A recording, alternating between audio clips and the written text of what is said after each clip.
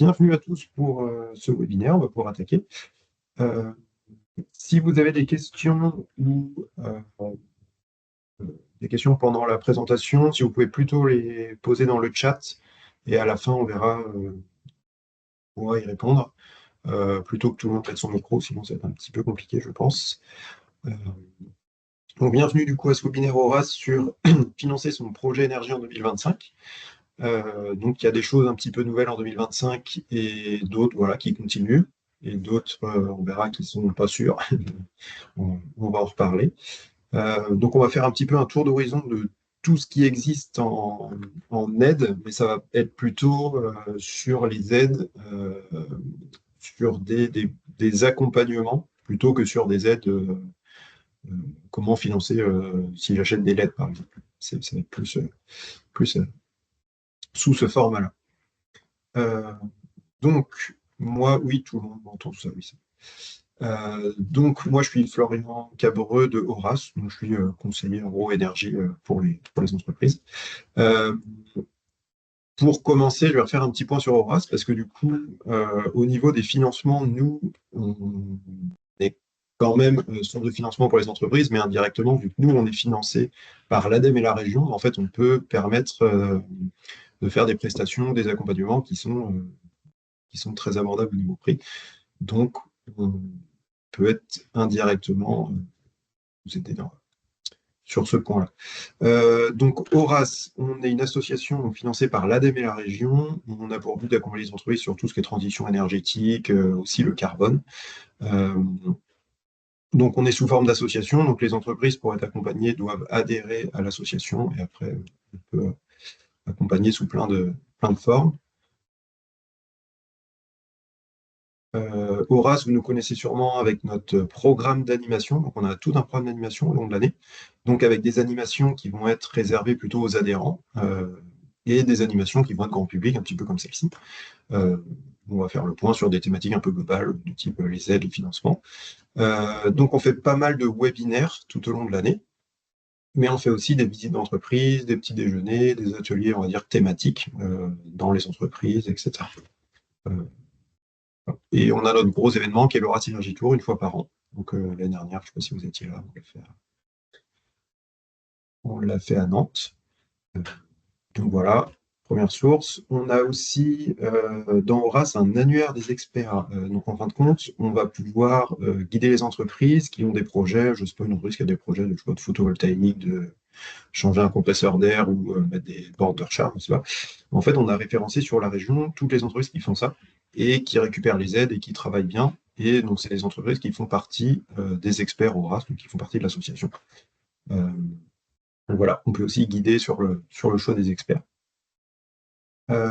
Chez Horace, on a aussi beaucoup d'outils qu'on peut prêter. Donc, on a des caméras de fuite d'air comprimé, plutôt dans l'industrie pour repérer les fuites d'air comprimé, des enregistreurs de puissance électrique, donc pour savoir combien consommer une machine, une pompe à chaleur, etc. Une caméra thermique, luxmètre et consommètre. Voilà, on a des petites choses. Donc ça, quand on est adhérent, c'est accès limité. Dans Horace, on a aussi le club des entreprises, ça s'appelle le Club Master. Donc ça, c'est des entreprises en fait qui se réunissent et des entreprises qui ont, on va dire, un niveau assez élevé au niveau de l'énergie, qui voilà, ont déjà quasi tout fait, et qui vont plutôt échanger entre eux, en fin de compte, sur les bonnes pratiques et sur comment continuer à progresser sur ce sujet-là. Et ce qui va être surtout intéressant et qui est financé, on va dire, indirectement via Horace, ça va être nos accompagnements qui sont les packs, on va dire, énergie et packs sur le carbone aussi, qui vont être des accompagnements, on va dire, pour les novices sur l'énergie ou pour des entreprises qui voudraient se remettre un petit peu dans le bain sur ces sujets-là, qui sont vraiment abordables, vu qu'on est financé indirectement. Vu qu'Horace est financé, ça fait des accompagnements, on va dire, à prix abordable. Donc c'est par exemple le pack énergie, je ne sais pas s'il y en a qui vont le faire ici, c'est un accompagnement qui va avoir une formation, on va dire, référent énergie, un diagnostic énergie et après un suivi de consommation et de plan d'action sur un an. Donc voilà, c'est un accompagnement qui est qui coûte aujourd'hui, je crois, 2000 euros via Horace, voilà, qui est financé. Donc, il reste que 2000 euros à charge de l'entreprise. Et on a la même chose sur le carbone. Donc, pareil, pour les entreprises un petit peu novices qui veulent faire un premier bilan carbone ou dégrossir vraiment le sujet, on a pareil un accompagnement avec une formation pour faire son bilan carbone avec un outil. Et on établit un bilan carbone et après, pareil, un suivi du plan d'action. Et au bout d'un an, on réactualise le bilan carbone. Donc pareil, indirectement, c'est un accompagnement qui peut être intéressant. Pareil, c'est 2000. Au sein de Horace, on peut aussi accompagner les entreprises. Donc, il y a des financements par les fonds de formation. Donc, on a aussi ça via le fonds de formation OPCO-DESI, donc c'est que les industries. Mais du coup, c'est un accompagnement qui comprend en fait des diagnostics. Donc, en fait, c'est un accompagnement global, vu que c'est un fonds de formation. Il y a un diagnostic en fait RH, et après, on peut avoir un diagnostic environnement qui peut être énergie, carbone ou économie circulaire. Donc ça, c'est pas nous qui le faisons. Et qui est financé par les fonds de formation. Donc, il n'y a pas que la formation qui peut être financée par les fonds de formation. Donc ça, pareil, si ça vous intéresse, il ne faut pas hésiter à revenir vers nous. Et ça, c'est en général à 100% par le fonds de formation. Nos programmes, ils sont aussi financés par certaines agglomérations. Donc en fait, si vous êtes sur certaines agglomérations comme Nantes, La Roche, Saint-Nazaire, dans les Mauges ou les Sables-d'Olonne, on va avoir des accompagnements qui vont être financés par ces agglomérations. Donc si vous êtes dessus, ça peut être intéressant de voir ce qu'on peut faire pour vous et ce qui peut être financé par l'agglomération. C'est jamais la même chose exactement par convention avec les, les agglomérations, donc je vais pas rentrer dans le détail. Mais voilà, si vous n'êtes pas loin, dans ces zones-là, il ne faut pas hésiter.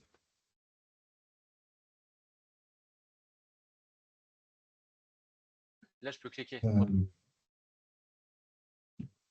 Bienvenue à ceux qui viennent d'arriver, si vous pouvez le micro. Est-ce que c'est OK pour tout ce qui est programme, on va dire, de Horace en tant que tel? Après, on va passer au programme plutôt de l'ADEME.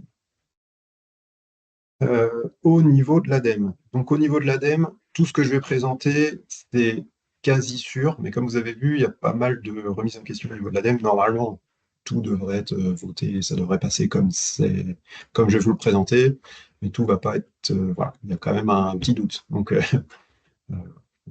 tenir comme ça, on tiendra au courant s'il y a des changements.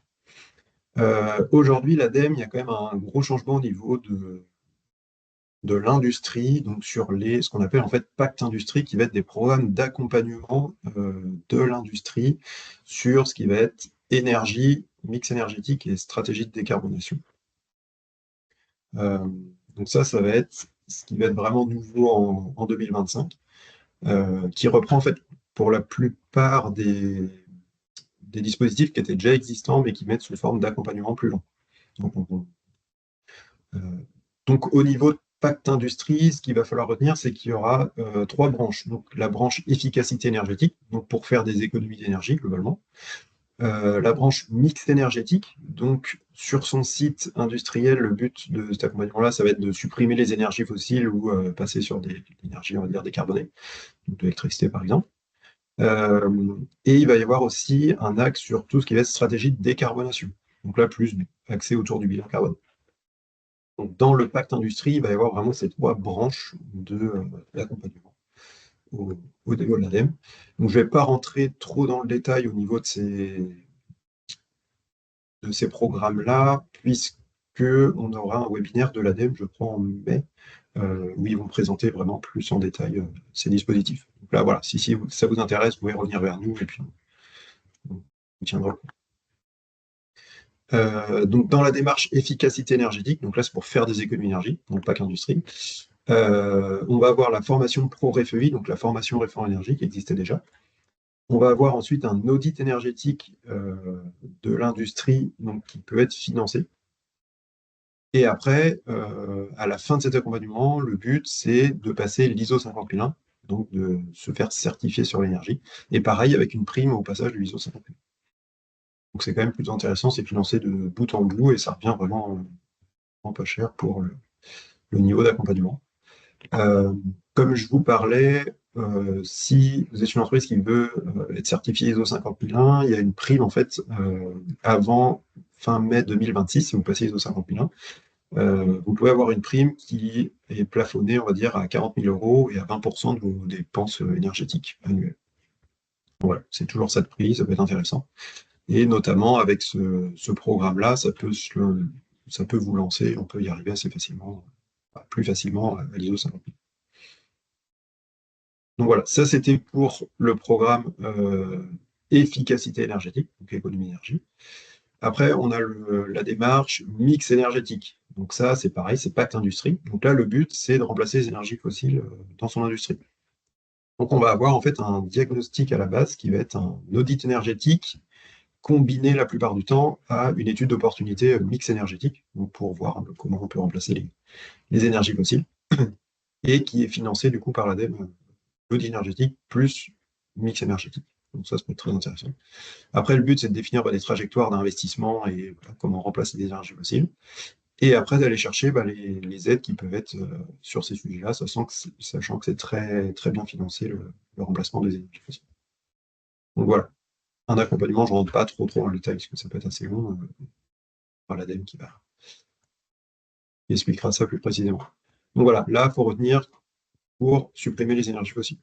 C'est les énergies renouvelables. Oui, comme je vous parlais, il y a l'audit réglementaire, non réglementaire, du coup, parce que les entreprises qui sont déjà éligibles à l'audit réglementaire n'ont pas été là-dessus, vu que c'est obligatoire. Et donc, audit énergétique plus étude d'opportunité financée. Donc, c'est quand même pas mal. On a une assiette éligible de 15 000 euros qui peut être financée jusqu'à 80%. Donc, c'est quand même plutôt intéressant pour faire une belle étude comme ça dans son industrie. Et après, on a la troisième qui va être sur la stratégie de décarbonation. Donc là, c'est pas trop énergie, mais on va dire, c'est quand même un petit peu lié. Donc là, le but, c'est de réaliser un bilan carbone et de décarboner, en fait, n'est pas forcément que sur son site, mais plus sur le scope 3 aussi, donc sur vraiment toute la filière et tout ce que gère l'entreprise. Donc il faut commencer par soit un bilan carbone qui peut être financé via Décarbonation ou par le pacte carbone de Horace pour les plus petites entreprises. Après, il y a une formation qui acte pas à pas, qui est une formation de l'ADEME sur le bilan carbone et sur plutôt créer sa stratégie de décarbonation à long terme pour l'entreprise. Et voilà, donc définir les trajectoires d'investissement, etc. Et puis le but, c'est de faire un point au bout d'un an et voir où on en est. Donc ça, c'est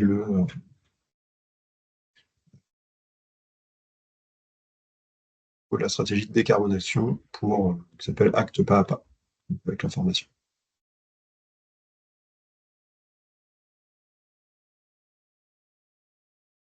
Je ne reviens pas dessus, vu que c'est carbone, c'est un petit peu à côté. Mais... Au niveau de l'ADEME, on a toujours le financement via le fonds chaleur. Donc le fonds chaleur, c'est des gros financements de l'ADEME qui sont là pour supprimer les énergies fossiles. Donc on va avoir des financements qui vont être sur les chaudières bois, par exemple, sur les pompes à chaleur géothermiques, qui vont chercher la chaleur dans le sol, le solaire thermique, donc pas solaire photovoltaïque pour faire de l'électricité, solaire thermique euh, pour faire de la chaleur. On va avoir aussi sur la méthanisation et sur la récupération de chaleur. Donc ça va être le fonds chaleur va pouvoir payer en fait l'étude jusqu'à 70%, je crois, ouais, c'est ça. Et après le financement de l'installation des équipements. Donc, ça peut être vraiment intéressant, sachant que souvent c'est quand même des gros budgets. Donc on peut, là il y a vraiment du gros financement de l'ADEME. Il ne faut pas hésiter si vous avez des projets sur de la biomasse, du solaire thermique, de la géothermie euh, ou de la récupération de chaleur.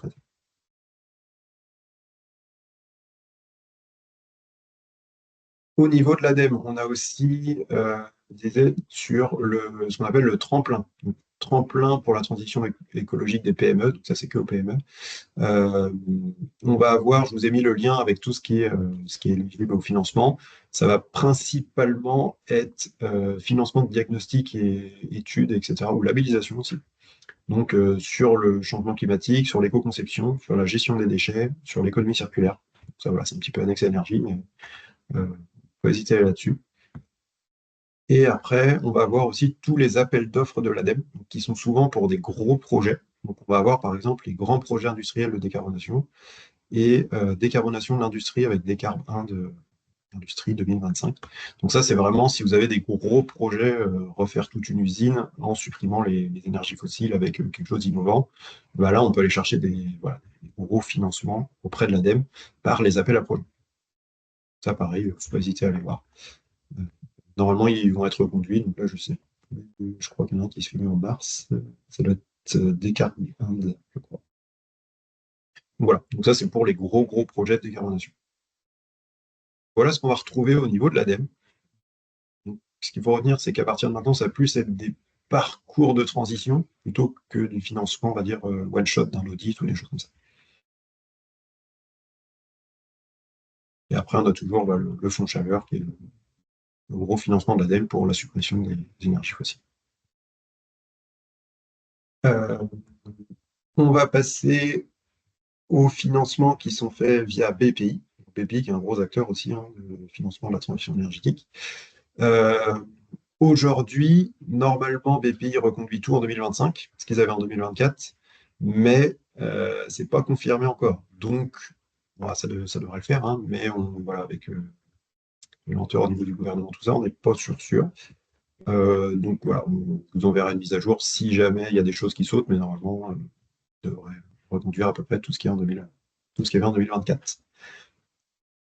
Au niveau de la BPI, on peut faire des prêts, donc ça c'est plutôt intéressant. Il y a des prêts pour si vous avez des investissements dans des, dans des installations d'économie d'énergie, dans l'optimisation voilà, de votre entreprise à ces niveaux-là.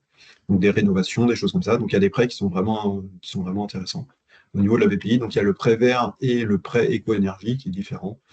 Je crois que le prêt éco-énergie, lui, la différence, c'est que oui, on peut avoir un paiement différé, donc on peut commencer à payer qu'à partir de 2 ans.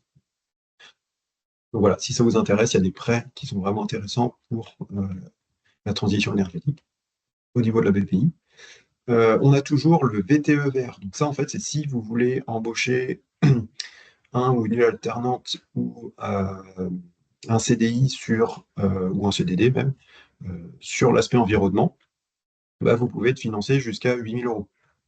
Donc, par exemple, pour de l'alternance, ça peut quasi financer à 100%. Donc, ça peut être très intéressant si vous avez besoin de renfort chez vous à ce niveau-là.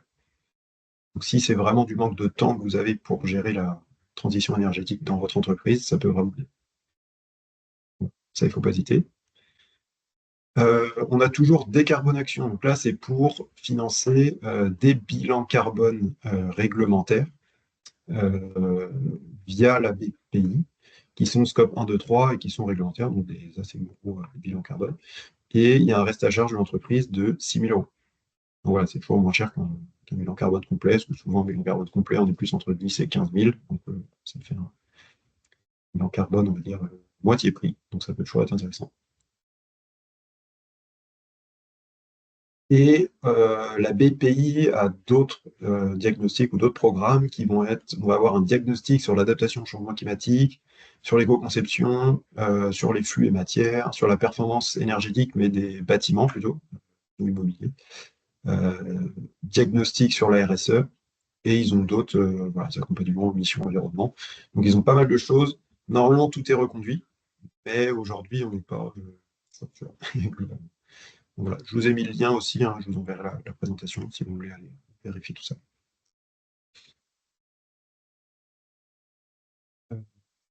Donc voilà pour ce qui est de la BPI.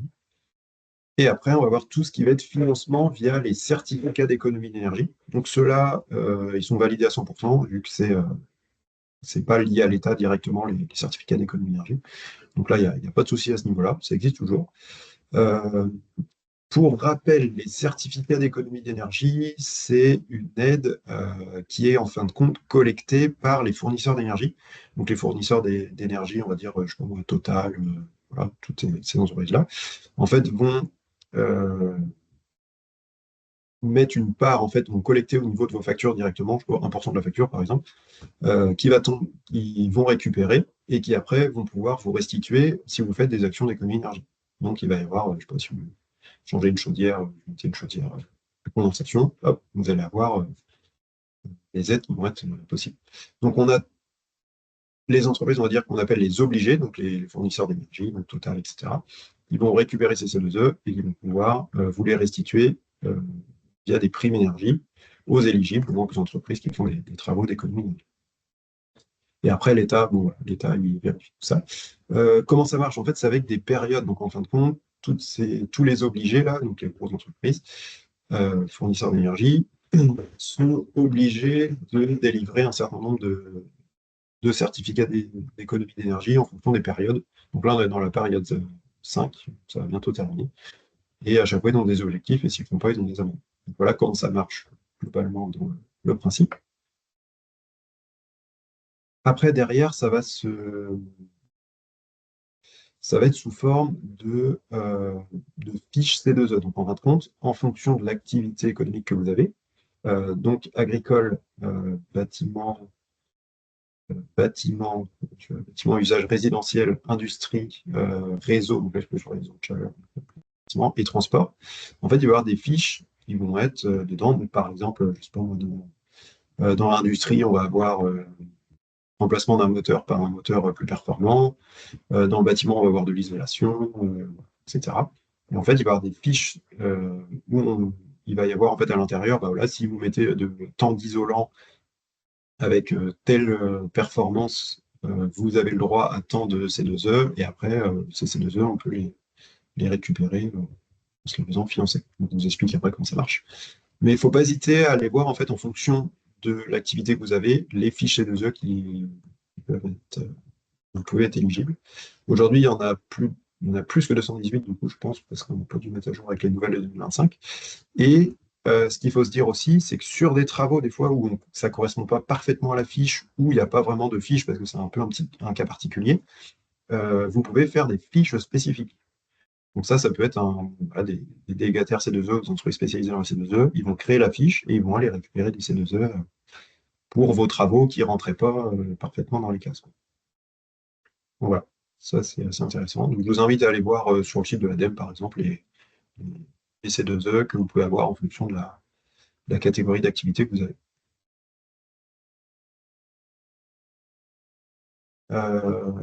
Aujourd'hui, en 2025, il y a des nouvelles fiches C2E. Donc, il y a des fiches C2E sur le transport. Donc, je ne sais pas s'il y a des transporteurs routiers ou des choses comme ça. Sur les poids lourds, quadricycles électriques légers. Donc, ça, c'est plus pour le transport. Donc, je ne sais pas si ça vous concerne vraiment. Sur le fret fluvial, sur l'agriculture double paroi gonflable, je ne sais même pas ce que c'est. Sur l'industrie, on a sur la mise en veille automatique d'une machine utilisant de l'air comprimé. Donc c'est pour asservir en fait le compresseur et une machine pour que l'air comprimé se coupe sur la machine pour que le compresseur se coupe quand la machine a fini de travailler. Donc ça peut être intéressant. Donc ça c'est nouveau en 2025. Et on a aussi des nouvelles fiches sur l'industrie qui sont mises en place un système de pompe à chaleur en réhausse de température de chaleur fatale. Conversion de chaleur fatale en électricité ou en air comprimé. Donc là, c'est des choses assez pointues. Et système de stockage de la chaleur fatale, donc voilà, qui peuvent être intéressants, sachant que ces fiches-là, elles sont x2. Donc c'est-à-dire qu'en fait, elles vont être doublées au niveau du financement qu'il y a derrière. Donc ça peut être vraiment intéressant de récupérer ces C2E. Comment ça fonctionne les C2E? Donc on va avoir vous, donc l'entreprise. Ce qu'il faut vraiment retenir sur les certificats d'économie d'énergie, c'est qu'en fait, il faut faire la demande de certificat d'économie d'énergie avant d'avoir signé le devis. Donc, par contre, on ne peut pas le faire après les travaux, on ne peut pas le faire pendant les travaux, et on ne peut pas le faire avant les travaux si on a déjà signé le devis. Donc, c'est vraiment faire la demande de ces 2 œuvres avant d'avoir signé le devis. Donc ça, c'est vraiment important. Donc, par exemple, on va, je sais pas, isoler un bâtiment. On va se dire, bah, tiens, je vais isoler, je fais faire un devis, et je ne signe pas. Et avec ça, je vais faire ma demande de C2E. Donc on peut le faire soit via l'installateur directement, donc ça, il faut qu'il soit RGE par exemple. Donc via l'installateur directement, ça va être le plus intéressant, parce qu'au moins c'est direct, on a le même interlocuteur du début à la fin. Sinon, on peut faire appel aussi à des délégataires C2E. Donc, c'est des entreprises qui sont spécialisées dans le montage des dossiers C2E et qui peuvent le faire pour vous à côté de l'installateur. Donc ça peut être intéressant. Et on peut même des fois comparer, parce qu'il y a certains délégataires C2E qui peuvent avoir des meilleurs prix que d'autres. Parce qu'en fin de compte, oui, les C2E, ça fonctionne sur un marché, sur le marché IMI. En fait, les C2E n'ont pas toujours la même valeur. Bon, c'est à peu près toujours la même valeur, mais on peut varier de 10 à 20% quand même, en fonction si on fait en début ou fin d'année, par exemple. Donc ça, c'est quand même à regarder. Donc cet installateur ou ce délégataire, lui, va mettre ça sur le marché IMI, il va voir combien il peut récupérer. Et une fois qu'il a vu combien il peut récupérer, on va pouvoir signer ça. On signe le dossier C2E, on signe le devis, on fait les travaux, et après, une fois que les travaux sont faits, il y a une vérification au niveau des certificats d'économie d'énergie, si ça a été bien fait, et hop, là, on peut être viré des C2E. Donc voilà comment ça fonctionne. Donc c'est bien une aide, en fait, qui est un petit peu incitative. C'est ça qu'il faut retenir, c'est qu'il faut le faire vraiment avant d'avoir signé le devis, pour que ça nous incite, en fait, à dire, ah bah oui, mais je peux toucher 5 000 €, donc je fais les travaux. Donc voilà comment ça fonctionne. Voilà. Et le plus simple, comme je vous dis, c'est quand vous avez des travaux, c'est de prendre un installateur qui le fait directement, comme ça, au moins, vous occupez de rien. C'est le plus simple. Voilà pour les certificats d'économie d'énergie. Et après, on peut ouvrir aussi sur les autres moyens de financement, parce qu'il n'y a pas que des financements publics qui peuvent exister. On a aussi les financements privés. Euh, donc les financements privés, quand une entreprise privée va venir pour financer des choses dans votre entreprise, c'est que c'est vraiment rentable, globalement. Donc il faut que ce soit quand même des grosses sommes, au moins, on va dire, 50, 100 000 € de travaux. Et il faut que ce soit quand même assez rentable derrière.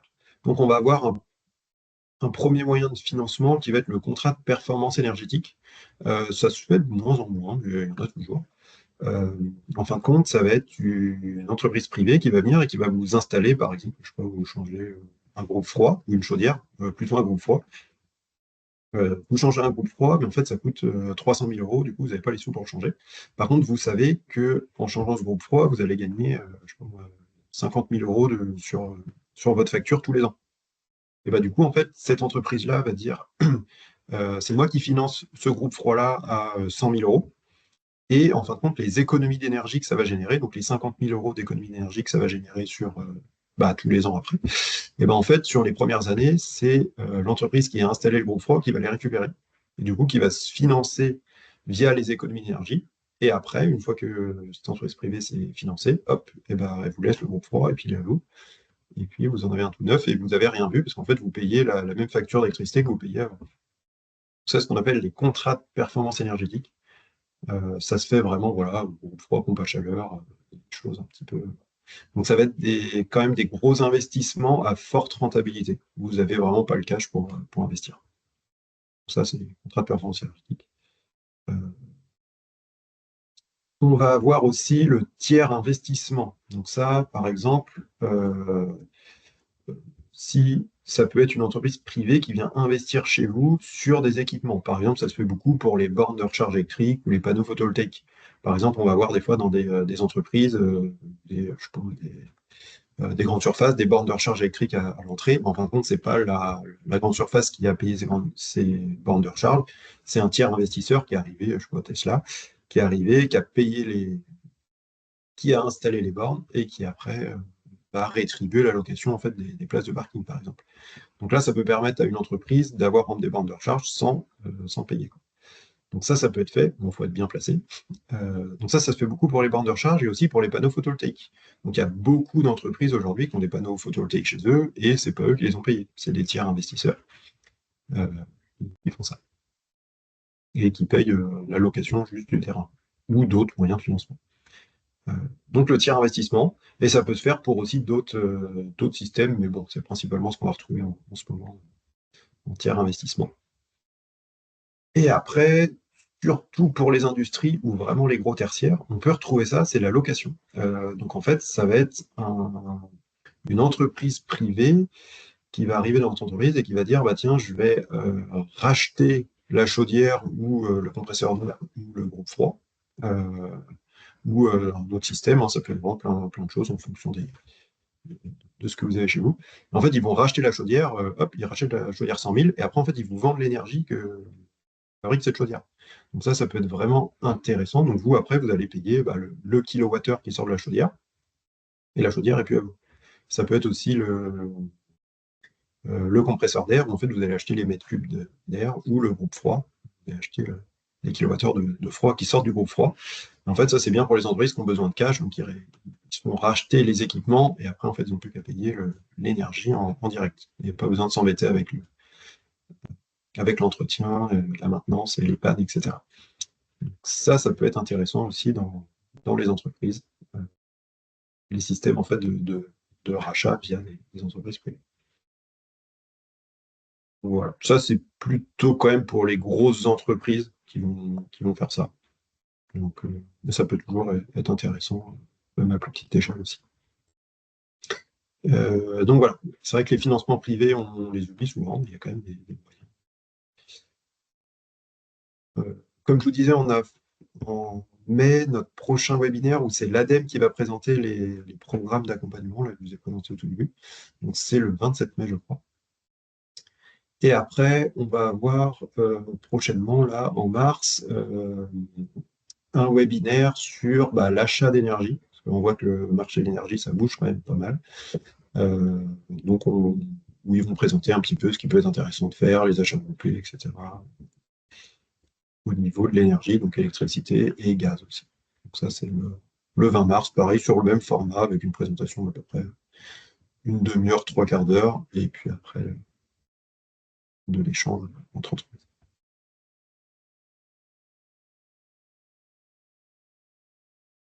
Merci à tous.